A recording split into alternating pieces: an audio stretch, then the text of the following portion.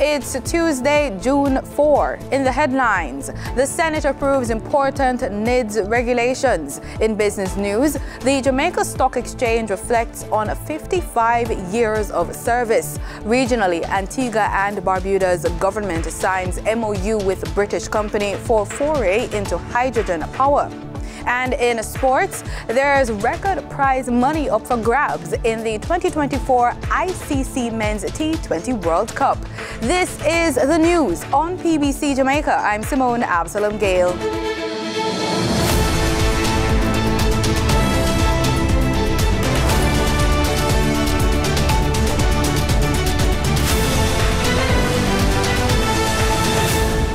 The Senate has approved 5 National Identification and Registration Authority regulations that will facilitate the rollout of the National Identification System, NIDS.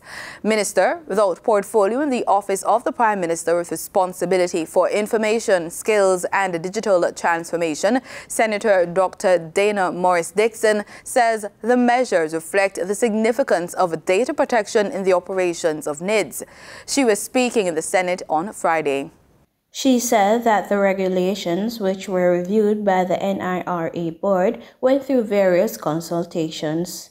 Comments were received on the regulations before you, all 5 of them, from civil society, legal professionals, and the wider public. And I think that is really very important to note. It was put online over a year ago. Any Jamaican who wanted to review the regulations had a chance to. She urged that personal data must be protected with confidentiality and security.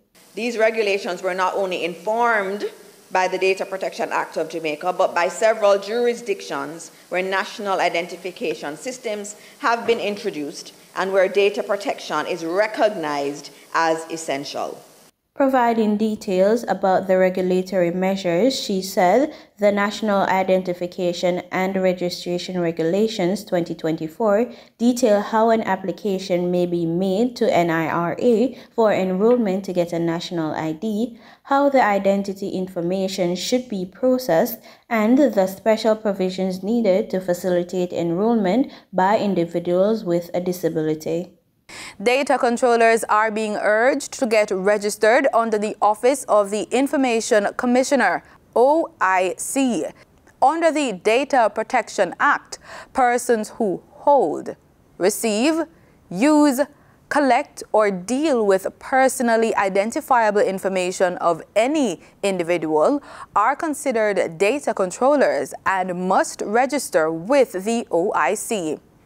In a public notice published on June 2, the OIC outlined that data controllers have been placed in 3 categories: company or public authority, partnership, and sole trader or individual. First-time registration fees for companies and public authorities is $25,000. Partnerships are required to pay $15,000, while the fee for sole traders or individuals is $7,500. Registration began on December 1, 2023, and data controllers were given a 6-month grace period to register, which expired on May 31, 2024. Following the fees publication, data controllers can now complete their application for registration for the December 1, 2023 to November 30, 2024 registration year. Jamaica's increased exportation of yam, coffee and produce under the category of animals and fish saw earnings going up by 11.4% in agriculture.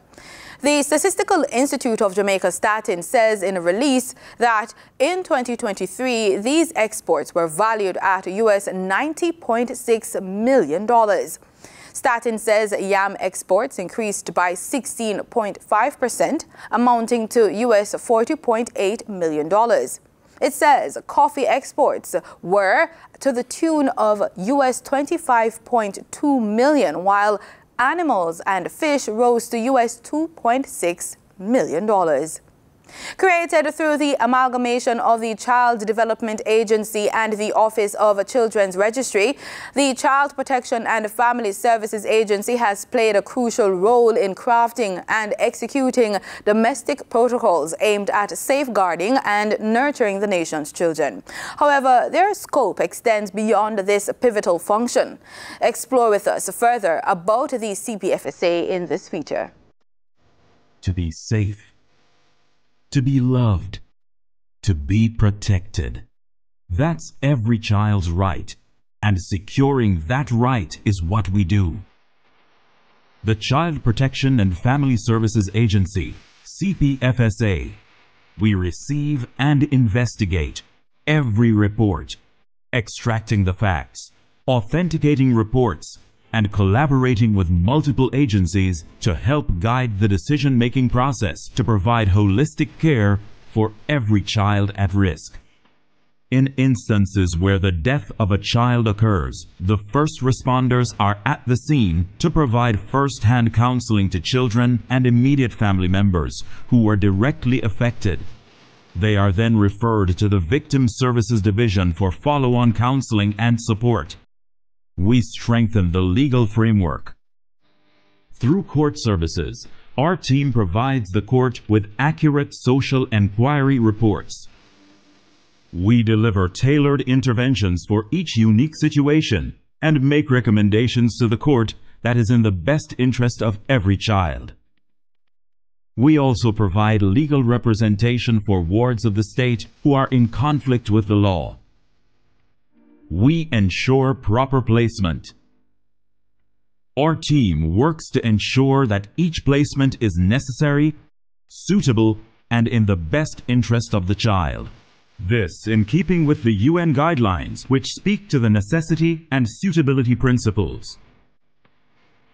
We monitor. Our monitoring officers are in place to ensure that residential childcare facilities adhere to guidelines set out in the standards of care and do follow-up visits. They also make recommendations for immediate solution-based actions if needed. They are there to conduct investigations into any critical incident that occurs. We provide counseling. Our aim is to secure the well-being of every child and to ensure that they have a healthy and loving support unit. Through our counseling services, children and families experience transformational change that helps each child and adult live their best lives. We are the Child Protection and Family Services Agency, CPFSA, a government institution mandated by the Child Care and Protection Act and guided by the Hague Convention on the Rights of a Child. We safeguard the welfare of children who are in need of care and protection. For more information, visit our website at childprotection.gov.jm. Call 876-948-6678 or 948-284122. Report child abuse to the National Children's Registry, NCR, 888-PROTECT, 776-8328. CPFSA, protecting the right of every child and safeguarding a future we can all be proud of. Protecting children is what we do.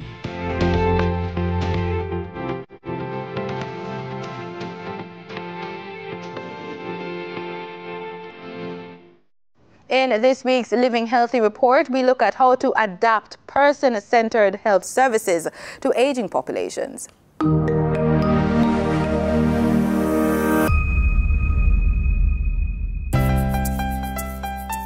The world has committed to global goals for sustainable development that are relevant to everyone, everywhere. Part of this promise is that people of all ages get the health and social care they need. But health systems around the world are not yet ready for older populations. Older people often experience more than one health condition at the same time, and these problems tend to be ongoing. Yet, health systems are usually designed to detect and treat individual diseases and conditions. As a result, they tend to manage older people's health issues in fragmented ways, which have negative consequences. For example, older people often struggle with conflicting advice from different health providers. They may be prescribed many drugs that can have negative interactions. They also might pay higher costs for all the different services.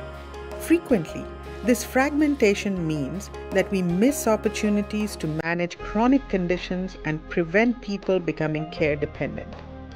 But we know how health systems can better meet the needs of older populations.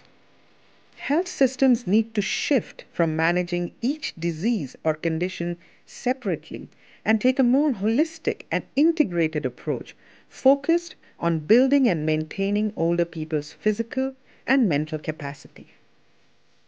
The starting point for integrated health services is an assessment of the older person's goals, their capacity, and their physical and social environments. This assessment enables health and social care professionals, together with the older person and their caregivers, to develop a care plan where services are coordinated across different providers and settings and delivered in the older person's home or as near as possible. Ensuring universal access to integrated care will offer quality health services and make better use of existing health resources. Most importantly, older people will not be left behind.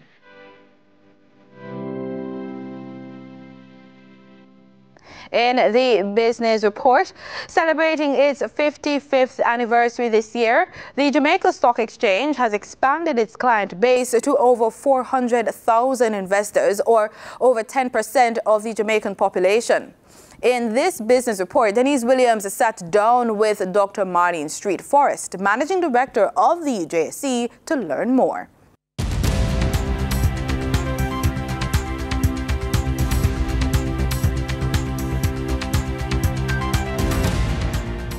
I'm Denise Williams here with Dr. Marlene Street Forrest, Managing Director of the Jamaica Stock Exchange.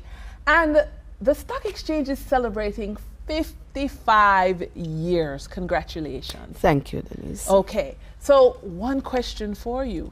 In 55 years, how have you created wealth on the Stock Exchange for the average Jamaican?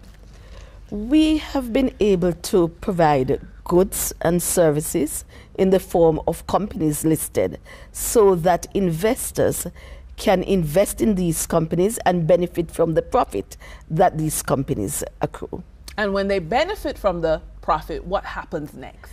Well, when they benefit from the profit, it is really total economic upliftment, because these persons are able, again, to invest more. They're able to satisfy some of the basic things that they would want to do with those monies, schooling, other investments. So it frees them up to have a life that is uplifting. And you can take the passive income from dividend and pay off your credit card bill? Oh, most certainly. That pay school fee? That is correct. Yes. And what it allows is that persons can do other things while having managers manage competently in businesses, and they benefit from it. So I can work in my 9 to 5, yes, and then competent managers whose companies are listed on the Jamaica Stock Exchange earn money for me as well. Exactly. They're working work for you. Oh, wow. Yes. All right. Thank you so much, Dr. Street Forrest.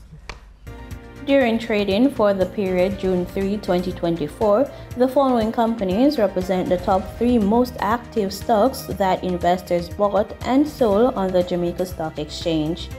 Trans-Jamaican Highway Limited, with 4,721,320 units, amounted to 26.46% of the market volume in terms of sale.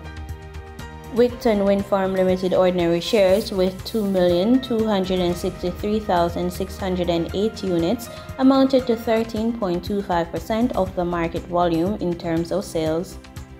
Sagicor Real Estate X Fund Limited, with 1,921,554 units, amounted to 10.77% of the market volumes in terms of sales. Over on the Twin Island Republic of Trinidad and Tobago Stock Exchange, trading on June 3, 2024, registered a volume of 137,591 shares, crossing the floor of the exchange valued at 1,385,980 Trinidad and Tobago dollars and 71 cents. Massey Holdings Limited was the volume leader with 46,353 shares, changing hands for a value of 193,620 Trinidad and Tobago dollars and 42 cents, followed by National Enterprises Limited with a volume of 23,599 shares being traded for 86,133 Trinidad and Tobago dollars and 35 cents. Moving from the money moves of investors, executives, and company, we turn to the Forex market.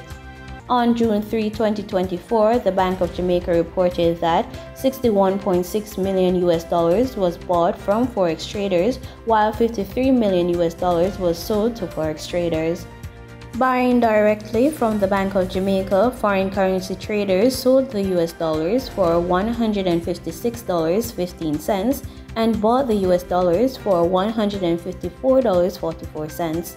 The difference between the buy and sell rate was $1.71, which represents a profit for Forex traders for every US dollar traded. Canadian Forex traders earned a trading profit of $5.15 from transactions with the Bank of Jamaica. The Canadian dollar was sold at $115.19 and bought for $110.04. For traders looking at the British pound, they pocketed a profit of $3.47, selling it for $198.36 and buying it for $194.89. For our credit report tip of the day, let us look at the powerful technique of credit stacking, a strategic way to build and utilize your credit effectively. In order to use the technique of credit stacking, which allows you to access more funding for your dreams. Another strategy is to understand your credit score. Your credit score is a numerical representation of your credit worthiness. Know the key factors influencing your score, such as payment history. Keep it spotless by paying all bills on time. Credit utilization. Aim to keep it low. Credit history length. The longer the better. New credit. Avoid opening too many new accounts at once. Credit mix. A diverse mix, credit cards, installation loans is beneficial. Join us tomorrow for more credit stacking techniques. And with that, we wrap up today's business report. I am Danita Rodney. Appreciate your company. Stay well informed. Stay ahead of the curve. Until our next update, take care. In regional news, Antigua and Barbuda could become the first country in the region to use energy from hydrogen as the government signs a memorandum of understanding with UK-based Drift Energy. Environment Minister Sir Molwyn Joseph and representatives of the company have spoken with ABS News about the potential benefits, especially for the yachting sector. Garfield Burford reports. Environment Minister Honourable Sir Molwyn Joseph outlining a key development literally on the horizon. They're coming up with a technology to harvest hydrogen from the ocean. And we'll be able to store that hydrogen in facilities in Antigua. This would place the Twin Islands state as the first in the region to venture into the use of hydrogen in its energy mix. Sir Molwyn has signed a Memorandum of Understanding MOU with Drift Energy from the United Kingdom. He says it could revolutionize the country's energy offerings to the marine sector. The idea being, if you have a storage for hydrogen, which is one of the cleanest energies you can get, when the ships, for instance, when they come to our shores, and even when they're docked, they're burning fossil fuel, we could get them to turn off the fossil fuel and then use hydrogen. I reached out to Drift Energy to find out how this works. Here's the company's Chief Executive Officer, Ben Medland. Take seawater on board the vessel, and then we split that seawater apart, so we keep the hydrogen and we let the oxygen go. Our sustainability motto is to leave nothing behind but oxygen. So our technology, when it lands, we put that hydrogen into those use cases. and that helps with, like I say, reducing carbon, but it's also a better renewable for the island. He says the costs are in line with other renewables. Drift Energy advanced the discussions at the SIDS4 conference last week with the aim of making Antigua and Barbuda the poster child for other small island developing states. And congratulations on the event. It's been a fantastic event here. And we're working with Antigua and Barbuda to figure out how to do this right for the islands. And then if we can get it right here, we can get it right to many of the SIDS. Tourism interests say it could lead to a sea change in the country's yachting sector. This is an opportunity for Antigua to be first in the Caribbean, to be ones that could be able to offer hydrogen fuel to these yachts. And if there is no way in the Caribbean that is offering it, then you can imagine they would not come because they can't refuel. Head of the Antigua and Barbuda Investment Authority, Garfield Joseph, welcomes the move toward using energy from hydrogen. So we're really excited about this opportunity, and this is great partnership. And I just want to thank this group for choosing to do this in Antigua and Barbuda. There are many small developing countries they could have chosen. They've chosen Antigua and Barbuda, and I'm quite sure that the nation will be proud as a result of this partnership and the experience going forward. Trinidad and Tobago's central government has approved a supplementation of $50 million for fiscal 2024 for the Tobago House of Assembly to offset expenses for the oil spill that occurred in February. More from TTT News. During Monday's sitting of the Standing Finance Committee in the Parliament, Minister of Finance Colm Imbert explained the request from the Tobago House of Assembly was for $153 million. However, he said the Ministry of Finance found a justification for $50 million. Minister Imbert went on to indicate how the money would be spent. These costs include cleanup and remediation, lease and rental infrastructure, marine support services and consultancy, security, materials and supplies, catering and refurbishment. Minister Imbert indicated after the appropriation bill is assented to by the President and as soon as cash flow permits, the funds will be allocated to the Tobago House of Assembly.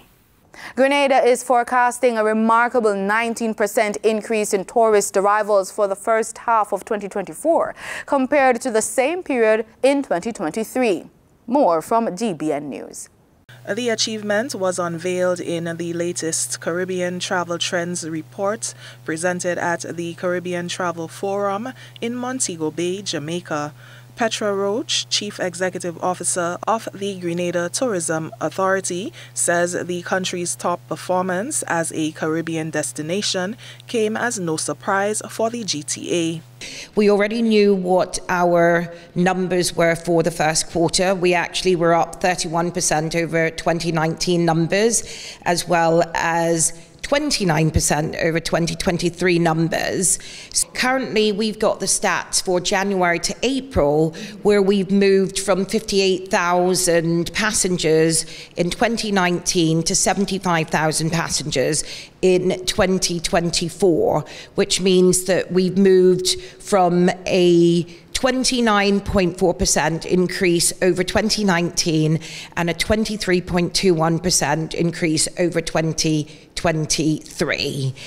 She further disclosed that the island has already achieved a 30% increase in tourist arrivals for the first quarter of 2024, highlighting its successful efforts in boosting its tourism sector through enhanced connectivity, sustainable tourism initiatives, and strategic marketing campaigns. Grenada is tied with St. Martin for these impressive growth figures. Furthermore, Grenada was selected as one of 4 destinations, alongside Jamaica, the U.S. Virgin Islands, and Puerto Rico, to be featured as a case study showcasing the importance of sustainability initiatives in the tourism industry. This recognition underscores the island's commitment to preserving its natural and cultural heritage while attracting environmentally conscious travelers. According to Roach, Grenada's underwater sculpture park at Molinaire Bay, St. George, was incorporated as a way to combine commercialization with taking care of the environment. I'm sure everyone is aware that in 2004, when we had Hurricane Ivan decimate that Molinaire Bay, way that the underwater sculpture park was initiated as a way of regrowing and recalibrating everything that was happening in terms of the eco-marine system and its biodiversity. So the fact that in 2023, we did an expansion, and that expansion then took on a very cultural perspective where we were highlighting the jab jab. That certainly has got its fair share of column inches. In sports, we're in the creases with cricket. The 2024 ICC Men's T20 World Cup, hosted by the West Indies and USA, has seen new milestones, including a record number of teams participating in the tournament. Now, the International Cricket Council has announced those teams will be vying for record prize money. A release from ICC Media has announced that the 9th edition of the ICC Men's T20 World Cup will see the winners of the 20-team tournament at the Kensington Oval in Barbados on the 29th of June. The runners-up will receive at least $1.28 million, while the losing semi-finalists walk away with $787,500 each from a total of a historic prize pot of $11.25 million. The release further stated that the 4 teams which failed to make it out of the Super 8 stage will earn $382,500 each. The semi-finals, which will be staged in Trinidad and Tobago and Guyana, ending with a final in Barbados, where the 2024 men's champions will be crowned. Wayne Cunningham, TTT Sport. And that's it for the news on PBCJ. You can follow us on our social media platforms at PBCJamaica. Thank you so much for watching.